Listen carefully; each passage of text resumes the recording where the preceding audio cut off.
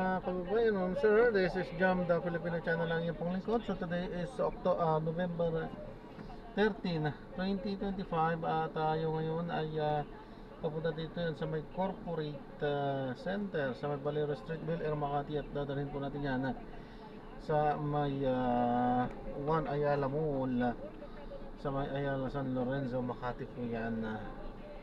Okay po, magbabalik po tayo mamaya konti pang nakuha na po natin sila. Disclaimer lamang po, ang content po natin ay kalsada at hindi ang passenger. Kaya nga sakali man po na may marinig kayo mga pangalan ng lugar, pangalan ng tao, pangalan ng organisasyon, sa dito tayo.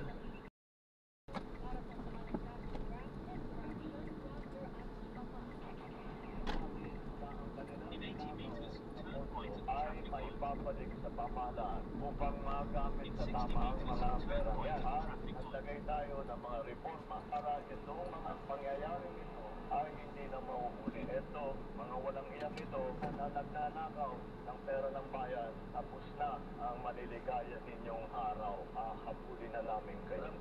Bago magpasko, marami dito sa napangalanan dito ay pamupulong na sila. Wala silang Merry Christmas. Kaugnay nito, hinimok ng Pangulo ang publiko na ipagpatuloy ang pagsusumbong sa pamamagitan ng sumbong sa Pangulo website dahil malaking tulong ito para sa mga investigasyon sa anomalya.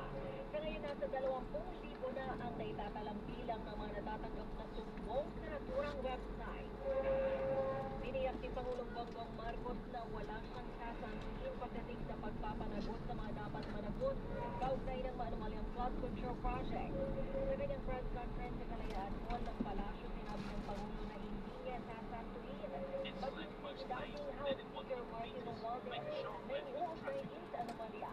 Pero sa ngayon anya, wala pa silang natatanggap ng direktang ebidensya na maiuugnay kay Romualdez. Kaya hindi pa ito kabilang sa listahan ng mga inirekomendang sampahan ng kaso.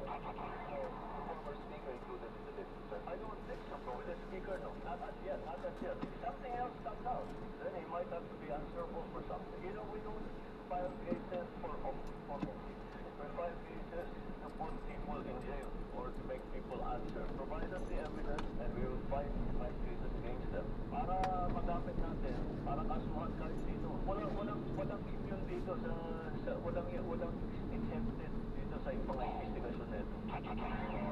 Kaugnay naman sa pagkansela sa pasaporte ni dating Congressman Zhang Rico na kasalukuyan ay nasa ibang bansa. Sinabi ng Pangulo na may mga proseso na kailangan ikonsidera para mapakansela ang pasaporte nito. Kabilang na riyan ang dahilan na hindi pa nasampahan ng kaso ang dating pambabata. Pinaubayan na rin ng Pangulo sa Korte ang paghatol kay Go kaugnay ng pagkakasangkot ito sa mga anomalya. Kabilang ilang mababasa sa mga pangalan na nakalista sa paper na ipinresenta ni Pangulong Bongbong Marcos sa mga mamahayag. Nauna nang irekomenda ng ICI sa Ombudsman na sampahan ng kasong kriminal at administratibo. Kasama sa listahan sina Senador Joel Villanueva, Senador Tigre Estrada, dating Congressman Sandy Coa, COA Commissioner Mario Limana, dating DPWH Secretary Manuel Bonoan, dating DPWH Undersecretary Roberto Bernardo, maging ang iba pang opisyal, dating opisyal ng pamahalaan at mga kontratista na sangkot sa anomalya. Kabilang sa mga isasampalaban sa kanila ay ang kasong Anti-Graft and Graft Practices Act, Malversation of Public Funds, falsification of public documents at plunder. Gaya din ang kasong administratibo gaya ng paglabag sa Code of Conduct for Public Officials. Magsusumiti muli ng interim report ng Independent Commission for Infrastructure sa Office of the Ombudsman ngayong araw. Kaugnay yan sa 74 million pesos na halaga ng flood control project sa Hagonoy, Bulacan. Ayon kay ICI Chairperson Retired Justice Andres Reyes, batay sa report ng Commission na Audit, hindi na ipatupad ang proyekto ngunit binayaran ng pamahalaan ng buo ang contractor na Darcy and Anna Builders and Trading. Paliwanag ni Reyes, lumalabas na mayroong pagpapabaya ang DPWH sa proyekto. Kaugnay dito, inirekomenda ng ICI sa Ombudsman ang evaluation sa ilang dating opisyal ng DPWH dahil sa posibleng paglabag sa Anti-Graft and Graft Practices Act, malversation at falsification kabilang sina dating DPWH Bulacan 1st District Engineer Henry Alcantara, dating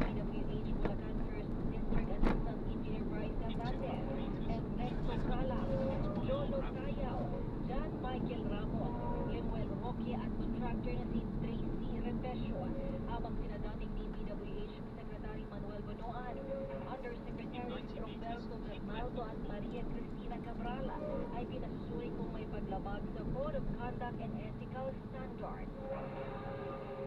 Ipinaliwanag ni Pangulong Bongbong Marcos ang pagsadsad ng piso kontra dolyar, kung saan kahapon nagsara ang palitan sa panibagong all-time low na 59 pesos and 17 centavos kada dolyar o ang paghina ng ekonomiya. Yan ay sa gitna na rin ang issue sa malawakang korupsyon sa pamahalaan.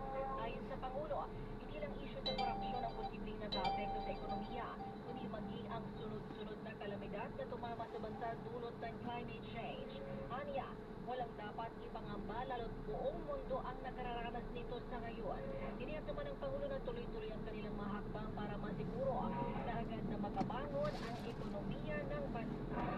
Ito ang Super Balita sa hapon. Ang balita ito ay hatid sa inyo ng Couchmate. Made for stronger you.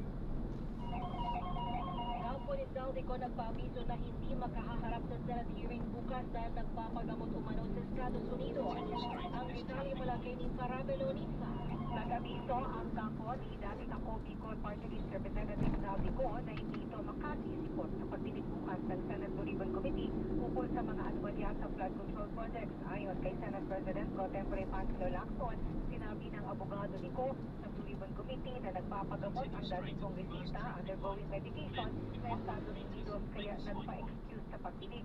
Sinabi ni De Lacson na hindi na niya itinuloy ang inisyal niyang planong imbitahin si Ko via Zoom dahil hindi naman makukontento o papananagot kapag naglahat sa komite ng walang katuturan o kapag ginamit ang pagdinig sa propaganda.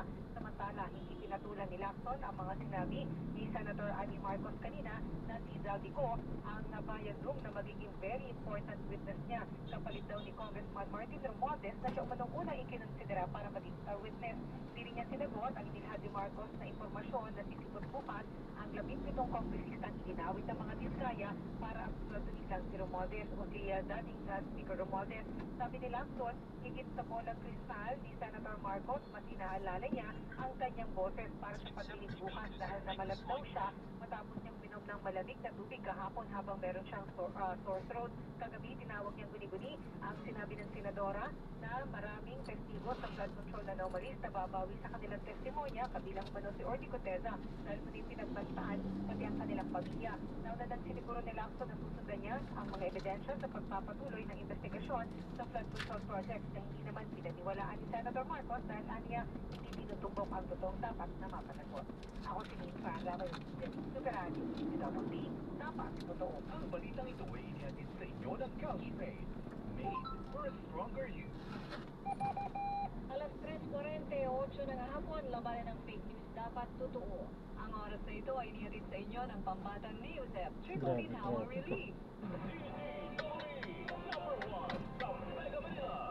Gusto mong mag-relax pero Nanakit ang katawan? Mag-Alaxan FR. Relax muna. Para game ulit bukas. Idling Diaz po. Naniniwalang totoo ang relax. Walang sakit na tasa. Totoo ang relax. Mag-Alaxan FR. Diyan sa loob eh. Kasi Bible Haggard Care. Hello, Chris. yung mga parang akala ko ba meron na silang parkingan dyan, pinapayagan din pala sila dito. Nagpipick up din sila dyan. Kaya ang lalaki niya. Nagtatraffic talaga. I have headache and I have someone observed but two. Wedding flu. I have body pain. I have sore throat. But two. Wedding flu.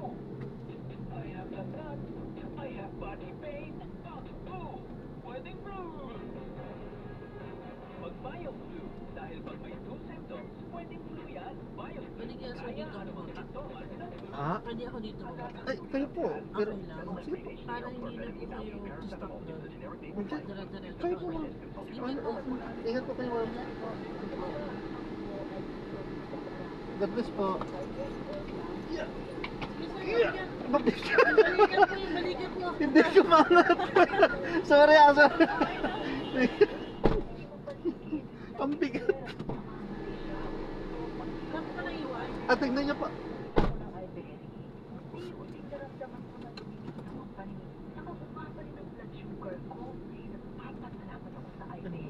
Okay. Ayan, so na-drop na natin sila. So maraming salamat po sa panonood hanggang sa muli. Ingat. God bless. Paalam po. Nangtawanan kami kasi dito ako sa unahan at inaangat ko yung bag ni ma'am. Yung bag. Anong tawag dyan? Ay, ang bigat. Hindi ko maangat.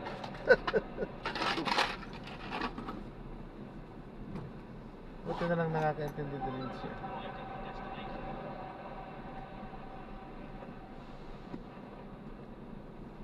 Eh, so gagawa na lang po natin ng ibang video itong ating susunod na mission. Paalam po.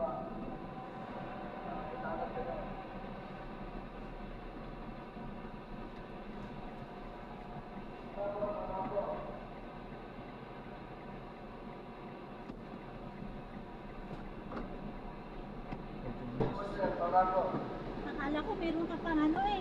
Hindi po, Meron ka ma'am. pang pasahero. Wala po. Kasi nakalagay ano, nag-ano ka, one stop ano. Dito rin naman po yun, ma'am. Bumaba na siya. Bubaba na po doon. Kaya Kasi pala. traffic eh. Kaya Kaya nga bubaba na sabi siya. ko. Ay nako, grabe yung traffic doon dito. Ano no? Opo. Pero dito mabilis kasi ang ano eh. Ang Grab.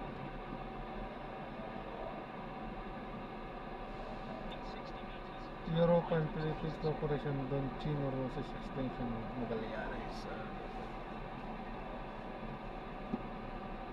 Tama mo kay Ma'am Les. Hindi ako ano eh. Sabi ko may bababa ka. Nag-aalinlangan ako bumaba pag pumasok.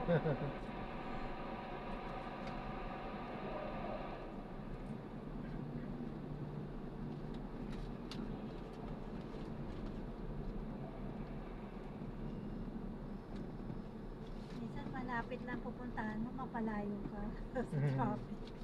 Grabe nga po yung ano. Traffic ngayon, di pang Iikot ka, Oo. yung iikutan mo ang traffic. hindi ko maintindihan dito sa Maynila eh.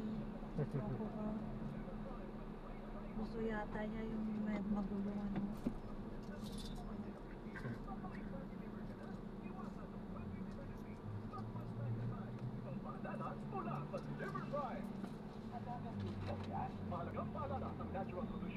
Mas matraffic pag gabi po yan, no? O Ay. depende rin. Pagka rush hour po. Rush hour po, talagang matraffic po. Pero pagka lumampas naman mga alas 9, Wala na. wala na Lalo po pa yan. pag umulan. Dito kasi, tataka ka kung hindi matraffic. Maninibago ka. Oo. Anong meron? Makati kasi to. Anong meron? Pag hindi matraffic. Hindi matraffic dito. Ba't may dala? Syempre, kailangan mo hanapin. Wala, matraffic. Tapos wala traffic. Hindi pwede yun. Mas lalong mas makakapanibago ano pagka may walang traffic.